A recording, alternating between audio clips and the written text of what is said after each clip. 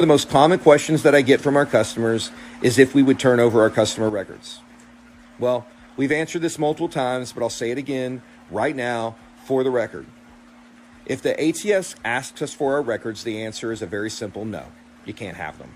Now, if the ATF has a court order for our records, we would, of course, comply. But we cannot turn over what we don't have. While it's plainly written in our privacy policy on our website, I will go ahead and explain it here as well. We have a digital shredding policy.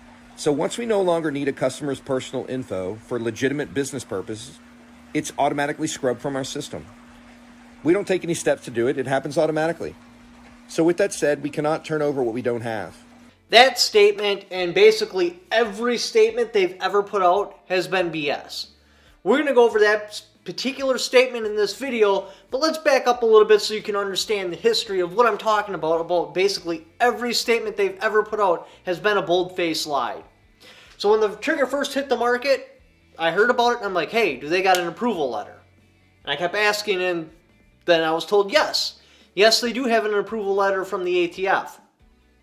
I finally get my hands on this approval letter that they're operating off of, and it wasn't for them. It was for the 3M, I can't think of the name of the trigger. It's a force reset trigger also, very similar to theirs. Theirs, the length is just shortened up a little bit. In their defense, you don't need an approval letter. The ATF has been very clear. They've stated this on multiple occasions. You do not need an approval letter to take a product to market. Should you take the product to market and we find a problem with it, we'll discuss it with you, we'll change it, we'll get it compliant, and then you can go back into business. So, that's not really that big of a deal. I don't believe that it should have been said. Now, I don't know if they said it directly or if it was just their consumers that were saying it, but there should have been no confusion about the approval letter. But again, that's not from the horse's mouth, so we're just going to let that one pass. And then it goes on to when they got their cease and desist letter from the ATF. They tried hiding it. We didn't actually hear about it for quite some time after they had got it.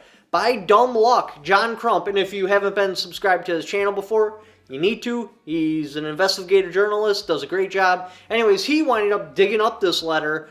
I forget how. It was a random thing. He wasn't looking for it, but he stumbled across the letter for the rare breed triggers, and we found out that yes, they had received a cease and desist letter from the ATF. So we all put out videos about it, like, hey, this is a machine gun now. Whether you agree with it or not, this is considered a machine gun and carries the full penalties that a machine gun would carry with it. Having this trigger is no different than having a belt-fed fully automatic M60. It's unfortunate, but that's just the way it is. So if you have one, it might not be a bad idea to just go ahead and destroy it.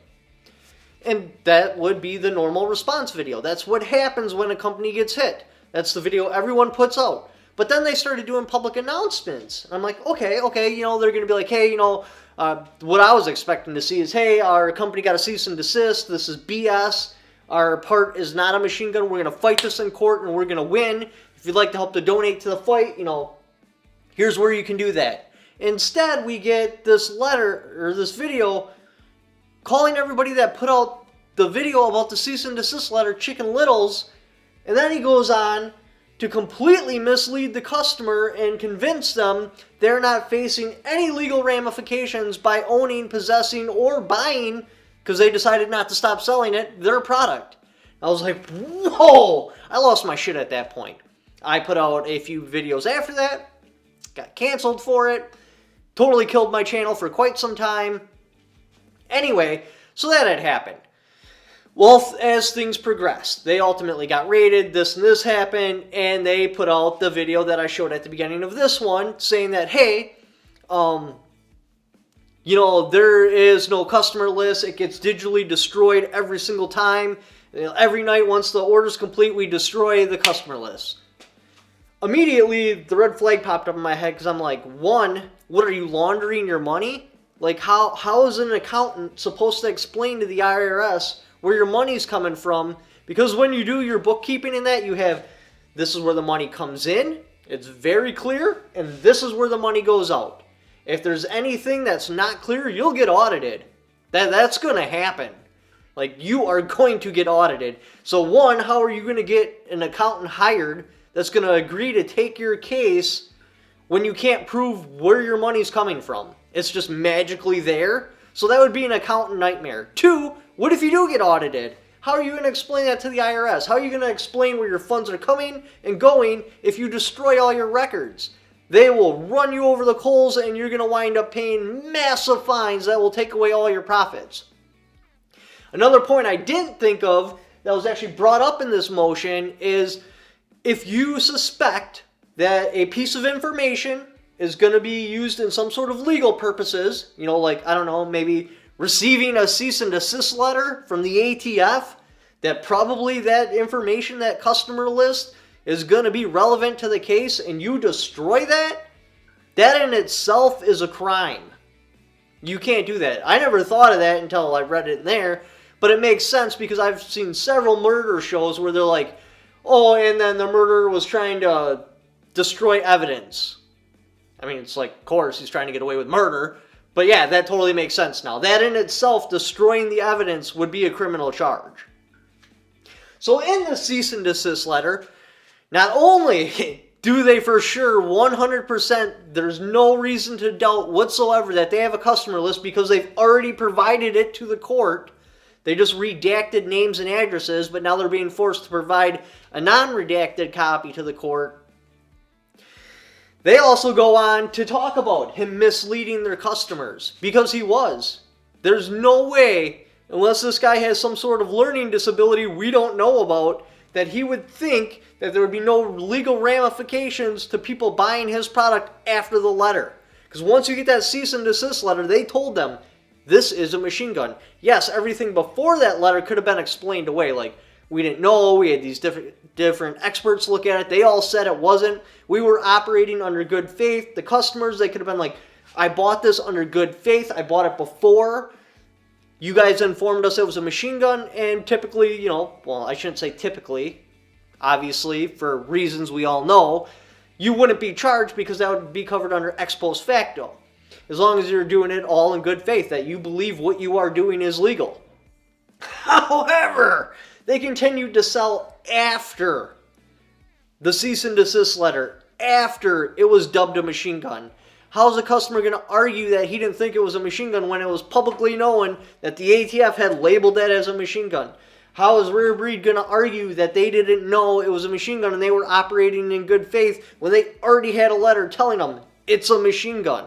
Like, that's really hard to argue in court. Like, how would you do that?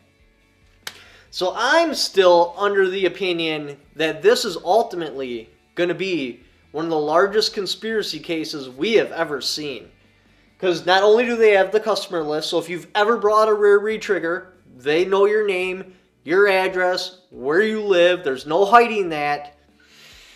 They also got a list of the distributors they sent it to, the FFLs they sent it to. All of that's covered in this document, the stuff that they have records of.